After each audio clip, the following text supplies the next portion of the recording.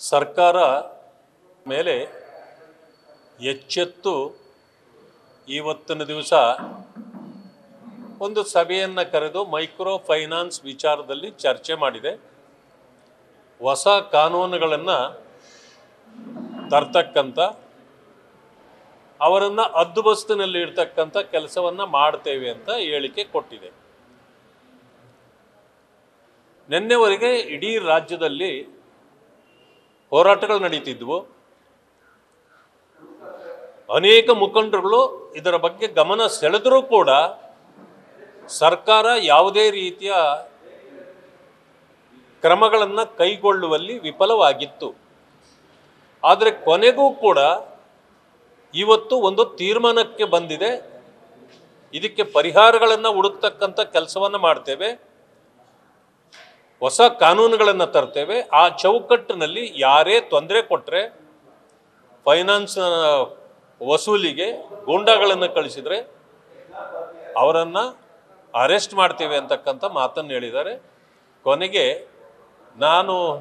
ಕೊನೆ ಪಕ್ಷ ಒಂದು ಸಾರಿ ಅದನ್ನು ನಾನು ಸ್ವಾಗತಿಸಬೇಕಾಗತ್ತೆ, ಜನರ ಹಿತದೃಷ್ಟಿಯಿಂದ, ಈ ಕಾಂಗ್ರೆಸ್ ಸರ್ಕಾರದ ಹಿತದೃಷ್ಟಿಯಿಂದ ಅಲ್ಲ. ಯಾಕೆಂತಂದರೆ ಇದು ದಂಧೆ. ಈ ದಂಧೆಗೆ ಸಂಪೂರ್ಣ ಸರ್ಕಾರದ ಕುಮ್ಮಕ್ಕು ಇದೆ. ಇಲ್ಲದೆ ಇದ್ದರೆ ಇದು ಇಲ್ಲಿವರೆಗೂ ಮುಂದುವರೆದು ಬರಲಿಕ್ಕೆ ಸಾಧ್ಯ ಇರಲಿಲ್ಲ. ಪೊಲೀಸ್ನವರು ಇಂಥ ದಂಧೆ ಅವ್ರಿಗೆ ಬೇಕಾಗಿದೆ.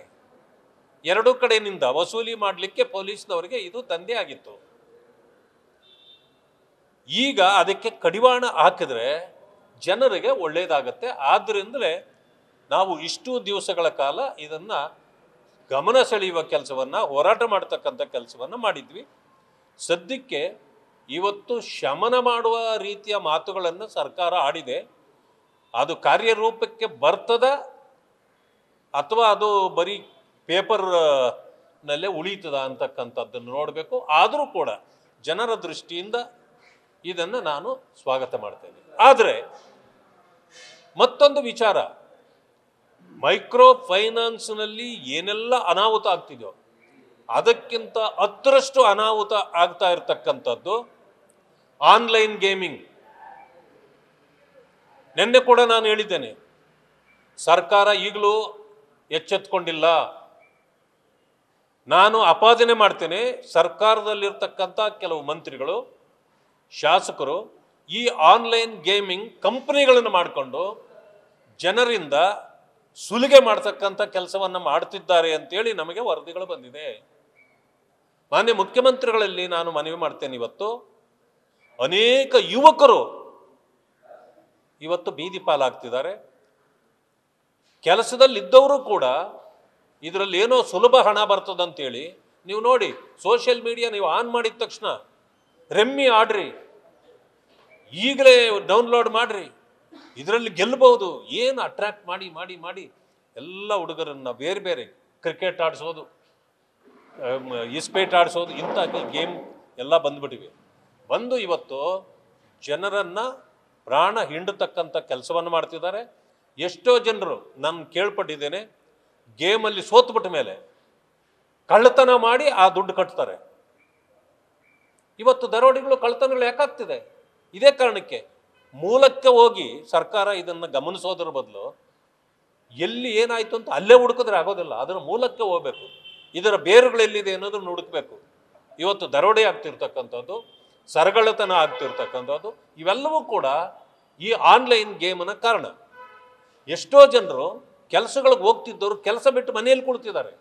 ಯಾಕೆ ಅಂತಂದರೆ ಅಲ್ಲಿ ಹೋಗಿ ಕೆಲಸ ಮಾಡೋದ್ರ ಬದಲು ಮನೆಯಲ್ಲಿ ಕೂತ್ಕೊಂಡೇ ಗೇಮ್ ಆಡೋದು, ಸೋತ್ ಬಿಡೋದು, ಮತ್ತು ಅದಕ್ಕೆ ದುಡ್ಡನ್ನು ಎಲ್ಲಿ ಹುಡುಕಬೇಕು? ಮನೆ ಹಾಳು ಮಾಡಬೇಕಾ? ಇಲ್ಲ ಸರಗಳತನ ಮಾಡಬೇಕಾ? ದರೋಡೆ ಮಾಡಬೇಕಾ? ಈ ಪರಿಸ್ಥಿತಿಗೆ ಬಂದಿದ್ದಾರೆ.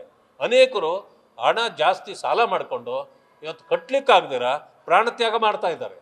ಇಂಥ ಪರಿಸ್ಥಿತಿ ಇದೆ. ಇದ್ರ ಬಗ್ಗೆನೂ ಕೂಡ ತೀಕ್ಷ್ಣ ಕ್ರಮ ಅವರು ಕೈಗೊಳ್ಳಬೇಕಾಗಿತ್ತು. ಅದನ್ನು ಯಾಕೆ ಇನ್ನೂ ಬಿಟ್ಕೊಂಡಿದ್ದಾರೆ? ಇನ್ನೊಂದಷ್ಟು ದಂಧೆ ನಡೀಲಿ, ಯಾರ್ಯಾರು ಇದರಲ್ಲಿದ್ದಾರೋ ಅವ್ರನ್ನ ರಕ್ಷಣೆ ಮಾಡುವಂಥ ಕೆಲಸವನ್ನು ಮಾಡ್ತಾ ಇದೆ. ಇದು ತಪ್ಪು. ತಕ್ಷಣ ಇದರ ಬಗ್ಗೆನೂ ಕೂಡ ಕ್ರಮ ಜರುಗಿಸಬೇಕು. ಅದಾದ ನಂತರ ಈ ಹಗೆತನದ ರಾಜಕಾರಣವನ್ನು ಮತ್ತೆ ಕಾಂಗ್ರೆಸ್ ನಾಯಕರು ಪ್ರಾರಂಭ ಮಾಡಿದ್ದಾರೆ. ಇವತ್ತು ನೋಡಿ, ಕೋರ್ಟ್ನಲ್ಲಿ ಕೇಸಿದೆ. ಮಹಾರಾಜ್ ಯದುವೀರ್ ರವರು ಭಾರತೀಯ ಜನತಾ ಪಕ್ಷದ ಸಂಸದರಾಗಿದ್ದಾರೆ. ಅವರು ಭಾರತೀಯ ಜನತಾ ಪಕ್ಷದ ಸಂಸದರಾಗಿರೋ ಕಾರಣದಿಂದ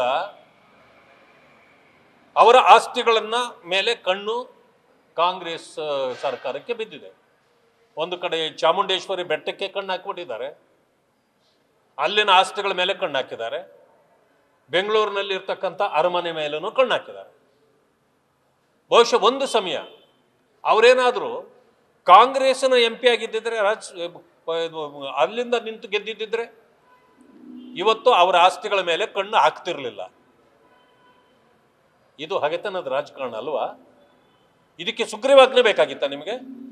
ಕೋರ್ಟಲ್ಲಿ ಹೋಗಿ ಕೇಸ್ ಹಾಕಿದೆಯಲ್ಲ, ಕೋರ್ಟಲ್ಲಿ ವಾದ ಮಂಡಿಸ್ರಿ. ಇವತ್ತಿನ ದಿವಸ ಆ ಜಾಗದಲ್ಲಿ ಎಷ್ಟಿದೆ? 1 ಲಕ್ಷ ರೂಪಾಯಿ ಇದೆ ಒಂದು ಅಡಿ ಜಾಗಕ್ಕೆ.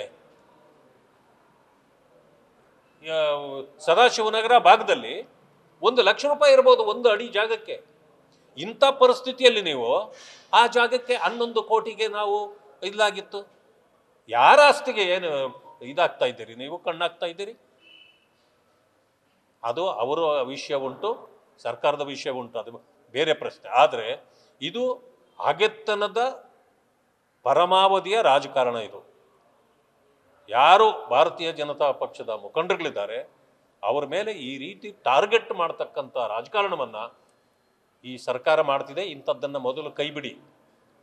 ಇದಕ್ಕೆ ಸುಗ್ರೀವಾಜ್ಞೆ ಎಲ್ಲ ಮಾಡಬೇಕಾಗಿದ್ದು.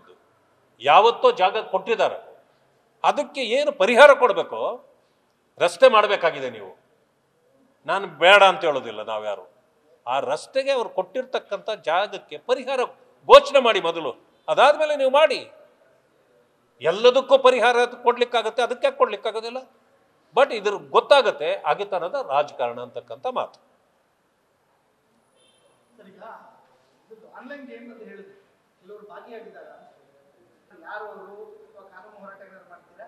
ನೋಡಿ, ಸಂಪೂರ್ಣವಾಗಿ ನನಗೆ ಮಾಹಿತಿ ಗೊತ್ತಿದ್ದಿದ್ರೆ ಮೊದಲೇ ಹೇಳ್ಬಿಡ್ತಿದ್ದೆ. ನಮಗೆ ವರದಿಗಳು ಬರ್ತಾವಲ್ಲ, ಯಾರು ಏನು ಹೇಳ್ತಾರೆ ಅದನ್ನು ನಾವು ಮತ್ತೆ ಕ್ರಾಸ್ ಚೆಕ್ ಮಾಡಬೇಕು. ಯಾಕೆಂದರೆ ಯಾರೋ ಹೇಳಿದ ಮಾತುಗಳನ್ನು ನಾವು ನೇರವಾಗಿ ಹೇಳಲಿಕ್ಕೆ ಬರೋದಿಲ್ಲ. ಅದಕ್ಕೆ ನಾನೇನು ಮಾಡ್ತೀನಿ, ನನಗೆ ಬಂದಿರತಕ್ಕಂಥದ್ದು ಇಂಥವ್ರು ಇದ್ದಾರೆ ಅಂತ. ಯಾಕಂದರೆ ಇದನ್ನು ಸರ್ಕಾರದ ಗಮನಕ್ಕೆ ತರಬೇಕು. ಯಾಕಂತಂದರೆ ನನಗೆ ಏಜೆನ್ಸಿ ಇಲ್ಲ, ಸರ್ಕಾರಕ್ಕೆಲ್ಲ ಏಜೆನ್ಸಿಗಳಿದೆ. ಅವರು ಎಲ್ಲವನ್ನೂ ಪರಿಶೀಲನೆ ಮಾಡಿ ಕಂಡುಹಿಡಿಬೋದು, ನನಗಿಲ್ಲ. ಅದಕ್ಕೆ ನಾನೇನು ಮಾಡ್ತೀನಿ, ಮುಗುಮ್ಮಾಗಿ ಈ ರೀತಿ ಒಂದು ಮಾತನ್ನು ಸರ್ಕಾರಕ್ಕೆ ನನ್ನ ಗಮನಕ್ಕೆ ತಂದರೆ ಅಟ್ಲೀಸ್ಟ್ ಅವ್ರಿಗೆ ಎಚ್ಚರಿಕೆ, ಅದನ್ನು ಹುಡುಕ್ತಾರೆ ಅಂತ. ನಾವು ಹುಡುಕ್ತೀವಿ ಅದೇ ಸಂದರ್ಭದಲ್ಲಿ. ಆಮೇಲೆ ಜನ ಹೇಳೋರು ಯಾರೂ ಸುಳ್ಳು ಹೇಳೋದಿಲ್ಲ, ಎಲ್ಲೋ ಅವರಿಗೆ ಗೊತ್ತಿರೋದನ್ನು ನಮ್ಗೆ ಹೇಳ್ತಾರೆ, ನಾವು ಅದನ್ನು ಹುಡುಕ್ತೇವೆ. ನಮಗಿಂತ ಹೆಚ್ಚು ಸರ್ಕಾರ ಮಾಡ್ಬೋದು. ಅದಕ್ಕೆ ನಾನು ಹೇಳಿದ್ದೇನೆ, ಅದು ನಿಜಾನೂ ಕೂಡ ಇದೆ, ಅದು ಬರ್ತದೆ ಮುಂದೆ. ಧನ್ಯವಾದ. ನ್ಯೂಸ್ ಫಸ್ಟ್, ನಿರ್ಭೀತಿಯಿಂದ ನಿಮ್ಮ ಪರವಾಗಿ.